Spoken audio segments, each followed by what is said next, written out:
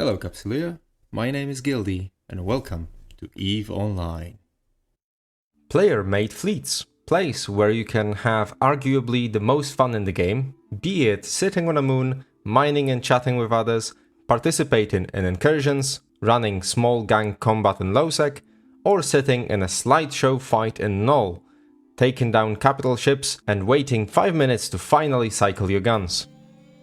However, there is one thing about these that makes newbies afraid of joining, namely the fear of screwing up. I have met a lot of newbies that would shy away from joining even a meme fleet because they were afraid of screwing up and spoiling the fun for others, and nothing, not even stories of veterans that screwed up so badly that they would doomsday their own friendly carriers would convince them to join.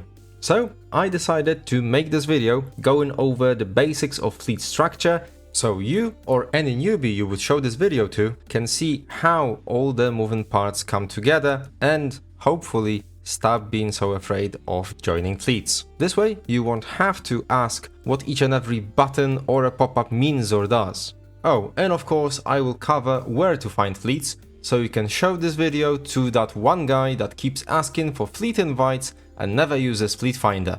You know who you are. So let's jump right into it. Opening a fleet window is as easy as going to Neocom, Social, Fleet. If you decide you will take part in fleets from now on, you can always right-click that fleet button and select Add Shortcut. If you left-click on it, you will have a fleet window open with two options. Form New Fleet, which I will cover in a later video, where I want to go over fleet setups and good practices for FCs, so let's skip that one, and Fleet Finder.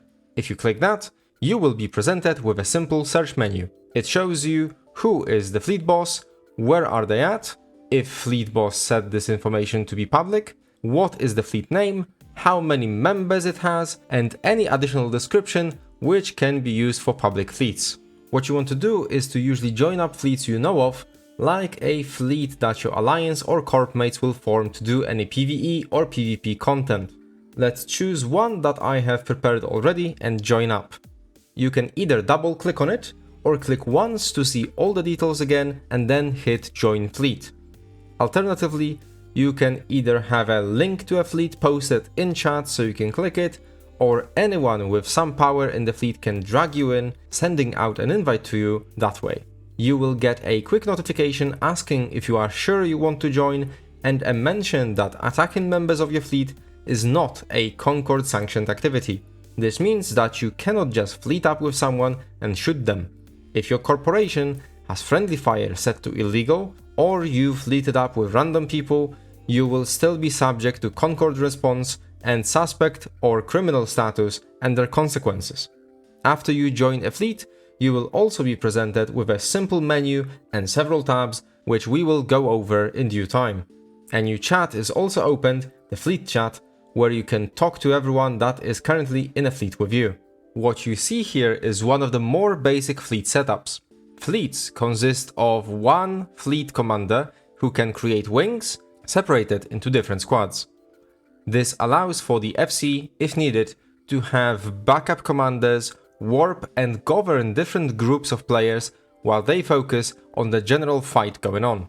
As you can already see, we are in an arrival squad, as for this fleet, FC requested for everyone to move themselves to the correct squad depending on the ship they will be flying.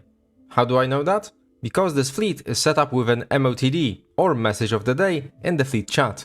When joining fleets, it's good to see if there is one, as FC might drop some information there, so they don't have to answer the same questions 50 times. It can be any organizational stuff, it can be links to fittings you will be flying, or a link to ship replacement program, or SRP for short, in case you lose your ship and your corporation or alliance provides such service. So, to move yourself, you can simply find yourself in the fleet window and drag your name over to the correct squad. As you can see, it does not work this time. And this is because if the place you want to drag yourself into is red, this means that either you are trying to drop yourself into a wing or fleet command position, which only the fleet boss can do, or if you are dropping yourself into squad correctly, free movement in fleet is not on. Let's check with our FC here, and yes, it seems that free move was not on. Now let's jump into the correct spot. Now that we are in the correct place, let's look at the rest of the window. On the bottom, you can see a row of buttons which are lifesavers for communication and fleet, broadcast buttons. They allow you to quickly broadcast to your group or the whole fleet if there is something going on, like you taking damage or needing some other action to be taken. In order from left to right, we have spotted an enemy, need armor, need shield, need capacitor, in position at, need backup, request fleet to hold position, and at location. Out of these, the most important ones are the need armor, need shield, and need capacitor. The first two are used to call for repairs from your Logi players who fly ships that can keep you alive in the fight. Most people will tell you that you are supposed to call for repairs when enemies either start locking you, you see yellow boxes show up around them on your overview, or just when you see them turn red depending on the situation. Use that button with reason. There is no need to spam it 10 times. Once, and if no one reacts, twice should be enough to bring attention to you and your slowly falling apart ship. Need capacitor button is used if you have a special fleet where you have ships that can link up to you and share their capacitor while you are dealing with dishing out pain to others. Other buttons I really have not seen used a lot, but if your FC tells you that he has use for them, you know where to find them.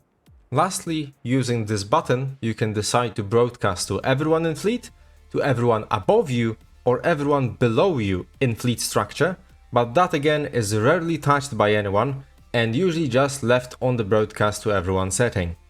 Now, on to the second and really last tab, apart from the fleet finder we already looked at, in the fleet window that you as a new fleet member need to know. Broadcasts. Here is where all the magic happens. All callouts, commands, and targets go on in this tab if you let them. If you set your broadcasts correctly, you will see all the needed commands under this tab, making following orders much easier, provided that your FC is actually broadcasting those. Most common broadcasts you will encounter are target. This means you should lock whatever got broadcasted by either right-click and hitting lock target, or just left-clicking while holding control. All the broadcasts that refer to something that is on your overview will always make the target of the broadcast pop up to the top of your overview for a few seconds. Align to is another great one, which makes it so much easier for fleets to move as a whole. This one allows you to right-click and then click Align to, making everyone in the fleet get up to speed, align, and allow for a nice group warp, making your fleet a blob of ships that warp and land together. Next is Warp to. It works similarly to Align broadcast, but tells you to warp to the spot FC has broadcasted. Then we have Jump to broadcast, which can be used to tell you to not only warp to a gate, but to take it right away and jump to another system, though usually that part is just said out loud on Discord or wherever you sit and communicate during fleets. Another interesting one that I have seen used in some places is Travel to broadcast. If you are starting in a safe area where you won't get into any trouble going at your own pace, like in HiSec, you might get a broadcast to travel to the last safe system, gathering with the rest of the fleet, and then you start aligning and warping together. This broadcast allows you to quickly set a route and start going without having to look up the system, because you can right-click and set destination for the system that has been just broadcasted. Lastly, we have the Need Shield and Need Armor broadcasts. If you are in a logistics ship, you will be looking out for those to catch someone needing repairs, and it works like broadcasting target. You can control-click the person who called for reps and start applying your modules to them fast. Last thing I wanted to go over is broadcast settings. As you saw during the presentation of different broadcasts, they were marked with different colors. You can set your own and even make presets by clicking on the menu and going for broadcast settings. Here, you can select not only colors for each broadcast, but also turn them on and off, meaning that you can ignore some of them coming in. I got basically everything on over here, but if you fly only DPS ships, you can turn off the need armor, capacitor and shield, as you will never need to respond to those. I do encourage you to go ahead and experiment with this, make it your own, and prepare a few setups that you can simply drag to a personal notepad and rename to save them for yourself for the future. That will be it for this week. Next video in this mini-series will cover the most common terms you might hear your FC say, so you won't get completely confused when they start barking out commands in the heat of the battle. And even later, I will also show you how to set up a fleet, how to give it some structure, how to save your setups, and go through complete basics of broadcasts, etc. If you enjoyed this video, share it with a corp mate that might need it, leave a like and subscribe to see my future uploads. If you are interested in what I will talk about next, my videos go up every Sunday. And if we never see each other in space again, Capsuleer, fly safe.